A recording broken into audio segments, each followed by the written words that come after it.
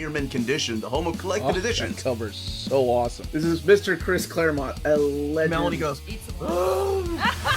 Tired.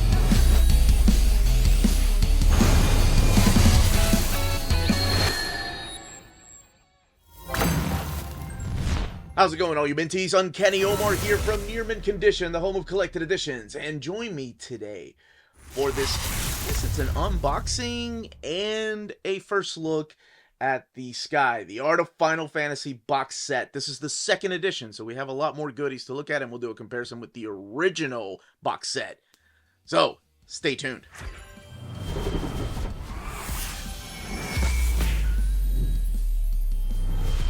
And welcome back, everybody. So what we're looking at here is the latest printing of the Sky, the Art of Final Fantasy box set. And of course, for those of us that have been following Uncanny Omar Talk Pretty One Day, Final Fantasy for many years, this is truly the art of Yoshitaka Amano and in the Final Fantasy world. This book originally came out, I want to say it might have been over 10 years ago. But around 2013, and the box set sold out quick. And then they did a small restock without a print, like they gave you a free print, and they decided that was the last printing of it they were going to do. And here we are, 10 years later, with this beautiful slipcase edition. This time around, it does have just a few more things, which we'll look at here in a little bit and compare this to the original printing. But I wanted you to kind of get an idea as to what the box looked like, how it's built, and you'll see it open from a different side this time around, from here instead of on the side where all the books used to come out. It does come sealed in plastic, and it does come with this leaflet right here explaining what exactly the Sky, the Art of Final Fantasy is, as well as having the ISBN here with the Dark Horse logo. And the price this time around is $199.99. That's the retail price of this particular version. There's also, I'm sure you saw, this kind of loops around this piece of art. But if you saw down here, there's an ISBN. Now that ISBN is nothing but a sticker, so you can take it off. You don't have to keep it on. You can just peel the sticker off. And then on the bottom of it, it's just explaining a little more as to what this is with a copyright date. The texture on this, again, what they're using is this almost cloth. What is that, velvet? I'm not really sure what it is. Maybe like silk. It's the same kind of texture that was in the original printing. So as a matter of fact, let's go ahead. So here we have the 2013 printing and the new printing. And one of the things I noticed right away, well, besides the slipcase itself opening here from the side, is that the image seems to be shrunken down a little bit over here. And I thought that was to fix this issue right here with the sword. Within the original printing, you can see the sword loop around. I love that, right? Like the design of the sword, but it just is blown up here. They kind of did the same thing over here, but this time around, the image doesn't go over here. Just seems like they sent the wrong file for that. But at least the hand is there, kind of like this one. So let's take a look at the actual spine of the slipcase. You probably noticed that this is it is thicker than this one. This one is just like, a small little bit taller than the new printing. The new printing, of course, being brighter too. All right, this is where it gets interesting because this is where you see the differences in what's collected in here. This collects Book 1, Final Fantasy 1, 2, and 3, same as over here in the new printing. Book 2 is Final Fantasy 4, 5, and 6. 6, right? Oh, Locke, Celis, all the way. That's my favorite one. But I always, probably at heart, will always call it 3. And then Book 3 is Final Fantasy 8. Nope, 7. Uncanny Omar count pretty one day. 7, 8, 9, and 10. Same as over here. This time around, they added 2 different books that were not in this one. One of them is a flip book, though, so it's a small book. But the other one is this soft cover, and it's all about Yoshitaka Amano. So there's an interview there. And again, this is a sticker that you can peel off. So that's pretty much the differences in the aesthetics of this particular box set. Actually, let's look at the bottom. Yeah, the bottom still has this. Now, as I mentioned a little bit earlier, the old way of the slipcase opened up here from the side. The new way to open it up is actually here from the top. So it's almost like a box instead of like a slipcase. Almost is the design of a box like so. And you just open it up like this with this beautiful here image of Tara, the American version, over here on the left, and it's also one of the prints that you get. Okay, it looks like there's this plastic thing holding it all together, and I assume this is all bundled together in this piece of plastic. So let's take it out of that first. So we're gonna grab it from here and try to pull it all out. There we go. Okay, like so. So I guess, yeah, this is gonna have to get cut open or tear it out, because I don't think you're supposed to hold it. But then again, I can see somebody like my buddy Rob hold it together with this forever. This is the ribbon to pull the books out when you have it in that box mode. So we're going to be taking a look at everything that is collected in here. The books themselves do not come sealed. Like I said, it's all held together by this piece of plastic, which we're actually going to take off right now. Okay, I took off the plastic here, and this is the little flip book that comes in here. It's a premium flip book. It says a Yoshitaka Amano flip book. Okay, it's supposed to be like this.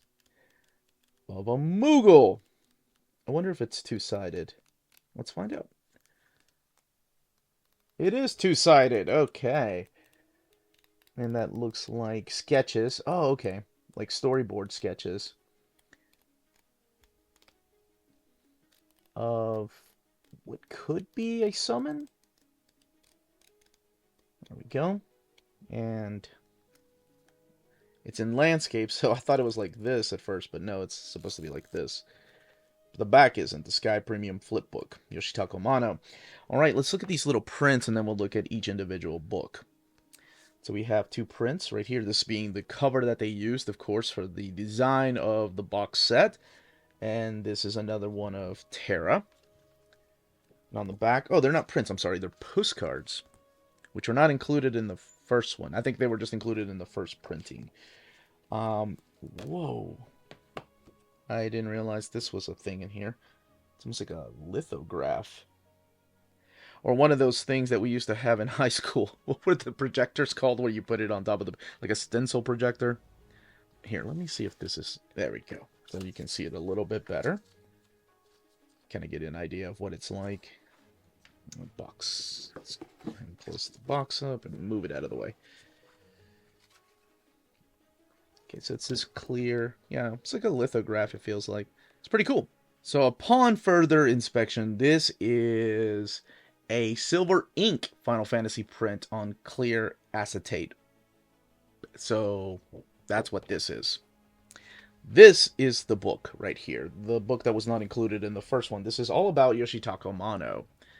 And in this particular softcover, so it is a softcover unlike the three other books collected in here. It's all in English because it's been translated from the Japanese.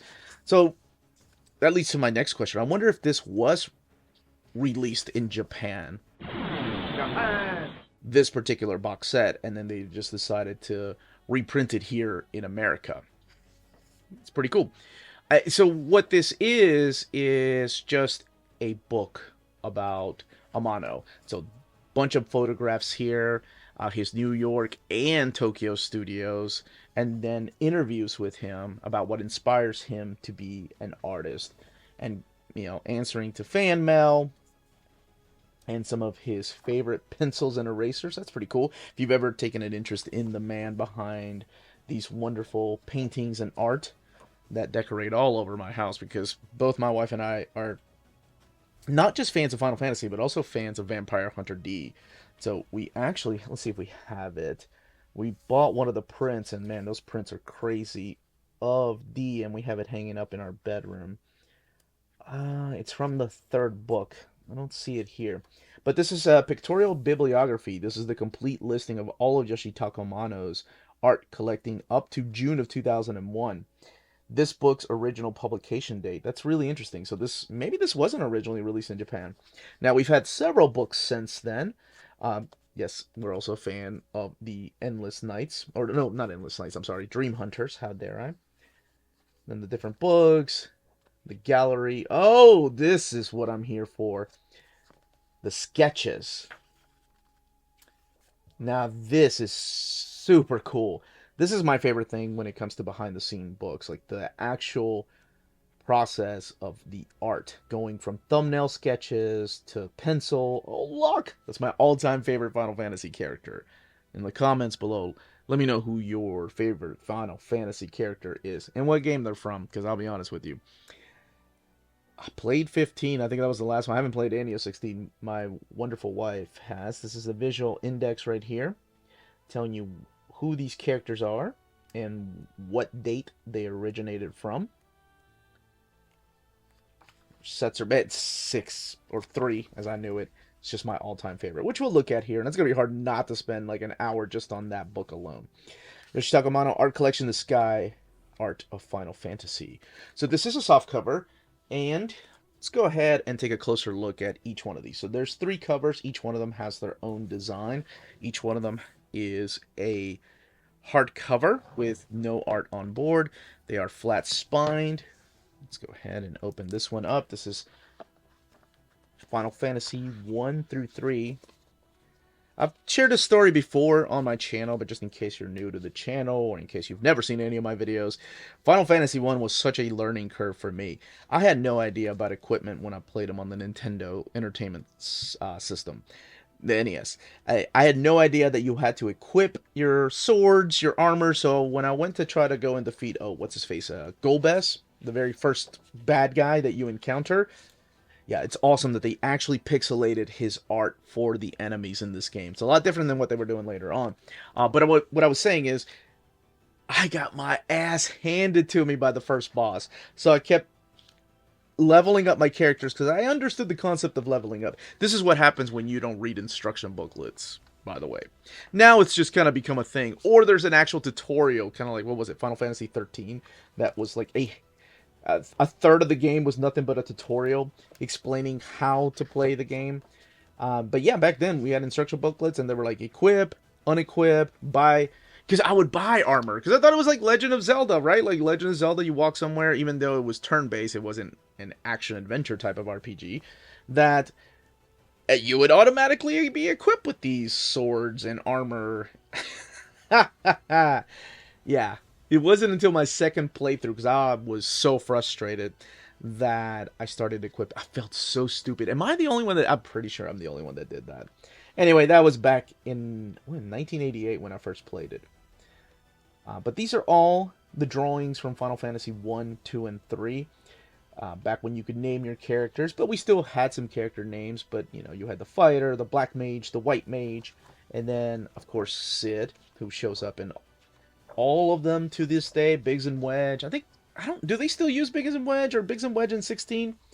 To kind of give you an idea of what this looks like. And then we're going to look at Volume 2, and I promise not to stay on that one forever.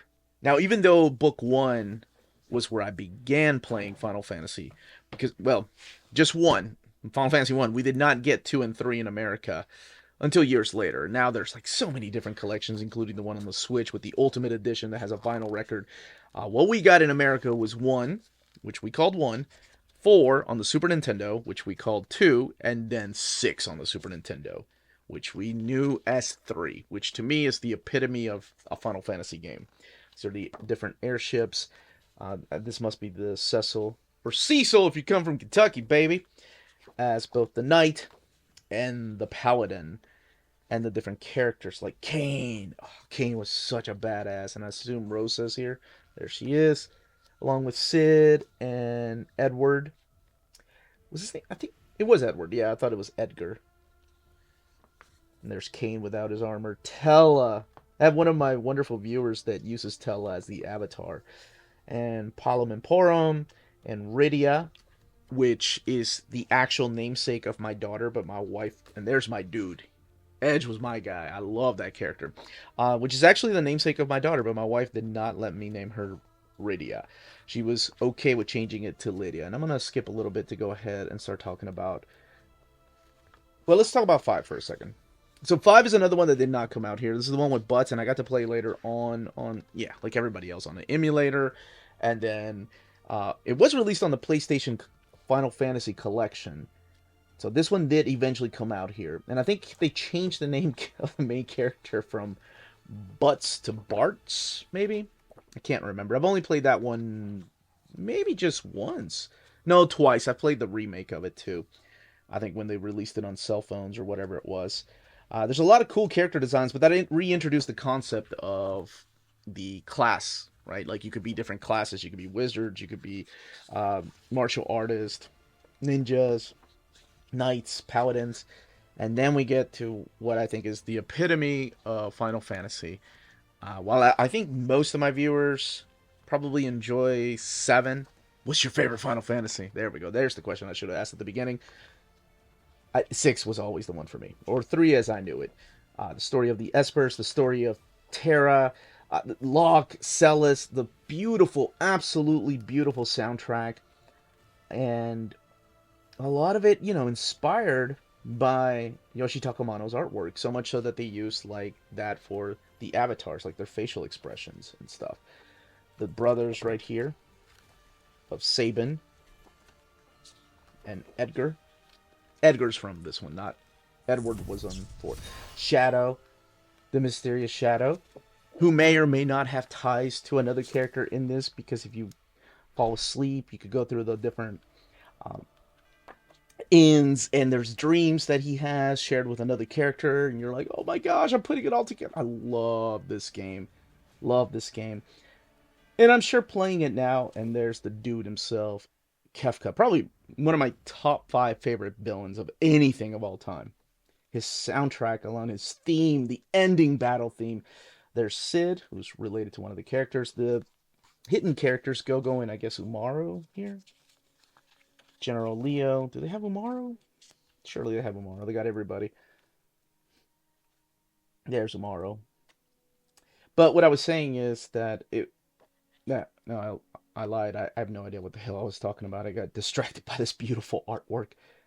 So many watercolors and use of pencils. Oh my gosh, the chibi size stuff. I remember finding these pictures for the first time in the pages of the Nintendo Power magazine that was premiering Final Fantasy 3. And I was just blown away by how amazing the art looked. But let's continue, because we do have one more book, and that is book 3, which contains the art of Final Fantasy 7, which, like I said, a lot of my viewers love. 8, which I think is still my wife's. No, my wife loves 10. That's her favorite one. So this one has 7, 8, 9, and 10.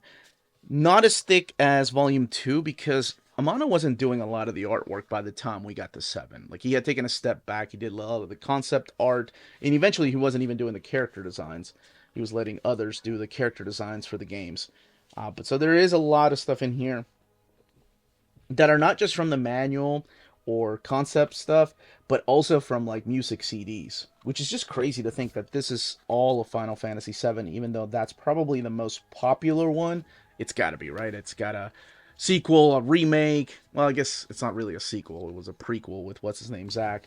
It's got a movie, Advent Children, which my wonderful wife and I just rewatched. She loves that movie, and I love the animation in it. This I took as an inspiration for our wedding. Was it our wedding invitations? I think, yeah, it was our wedding invitations, which we and I made it me and her.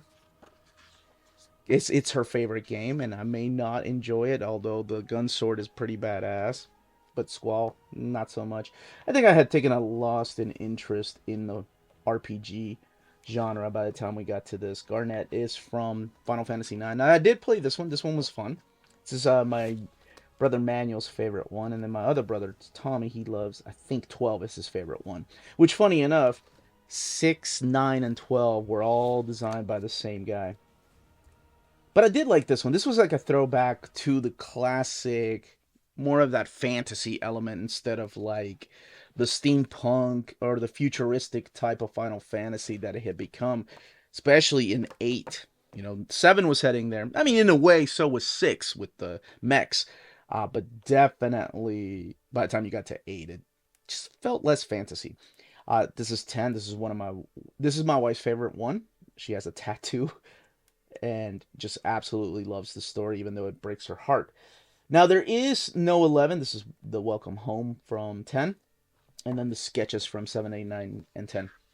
There is no 11, 12, 13. I think he did just some pieces. It would have been cool to see another book like that added in here, but I don't think they've made one in Japan. Now, the books together this time around, including the softcover, are all 824 pages, whereas the first printing is 576. So what I want to do now is to quickly talk about the build of the book. So these are square bound, right? We talked about the spines being flat. What about the paper stock? The paper stock they're using in this is this really thick, glossy paper. That's the paper stock they're using for all three of the books. Actually, the softcover.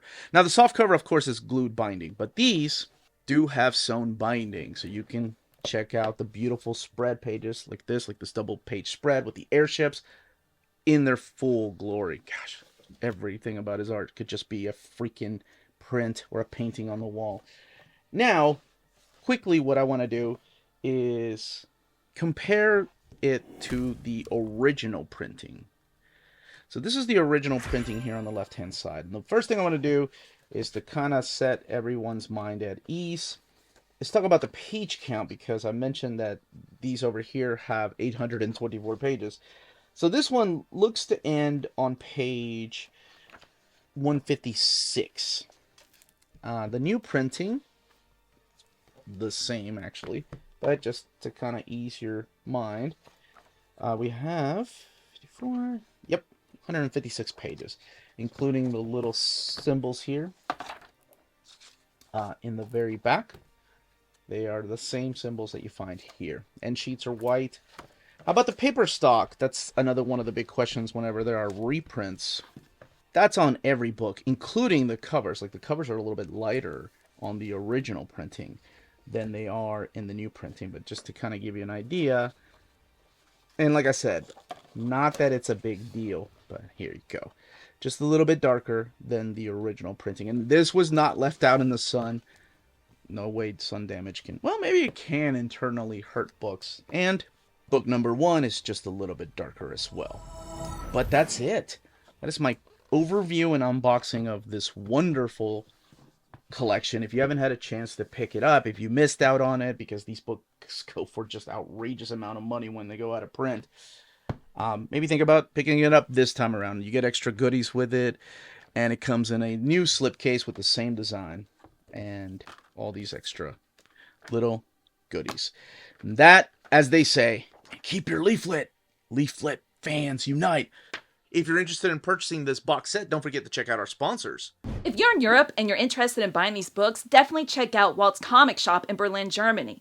They have the cheapest pre-order prices, flat shipping rate of €12 for all EU countries, emails answered within 24 hours, waltscomicshop.com, and you can use the code nearmintcondition at checkout and get free shipping for all EU countries with your first order over €40.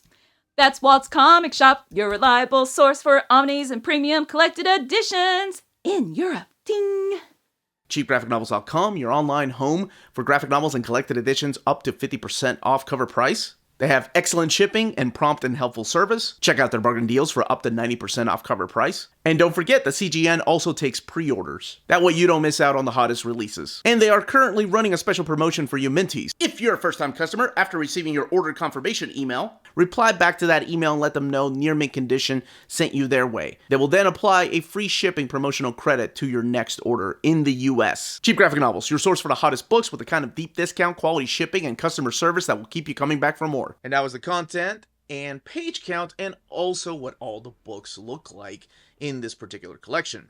Let me know in the comments down below if you missed out on it the first time around, if you are upgrading to this particular edition, or if you didn't even know this was a thing. If you have any questions, leave them down below. Don't forget to smash that like button, subscribe, and ring that bell for notifications. Everyone stay healthy and safe out there. Much love.